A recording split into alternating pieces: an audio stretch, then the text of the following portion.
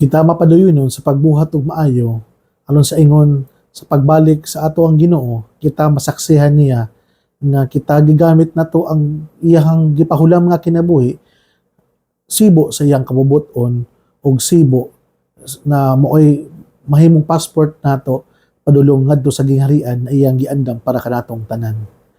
So sa ako ang paghatag og pasalamat sa ato ang mga amigo higala na sila Tita Barira and family, Ate Marilis Vargas and family, Tita Marlene Malong and family, and Ma'am Les, Ma'am Sara, Ate Laila Del Mundo ug sa iyahang mga kauban na mo diya sa San Mateo Rizal,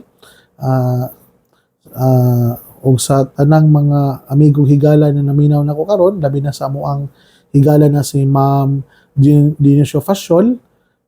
Ma'am, kapit lang, I'm always praying for you for your speedy healing and recovery.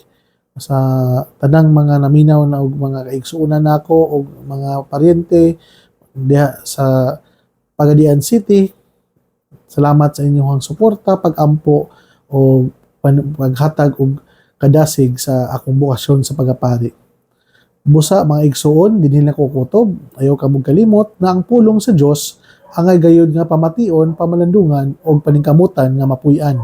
Bulahan ang tawo nga naningkamot nga magpuyo sa pulong ni Jesus, kasama siya sa kahoy nga daplin sa sapa, kansang ang dahon dili gayud malaya.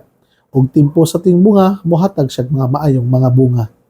Hinaot pa unta, na kining tanan na atong nadungog, gipamalandungan og makatabang kanato sa pagkinabuhi nga balaan na maoy yato ang gitinguha og padulngan nga gingharian sa langit na mo'y gipangandoy sa matag binyunyagan.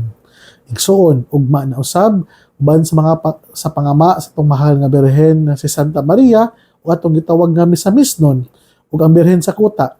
Ang Diyos pagapanalangin unta kanimo sa ngalan samahan sa Anak ug sa Espiritu Santo. Amen. May adlaw mga igsoon ko din ni Kristo and have a blessed day.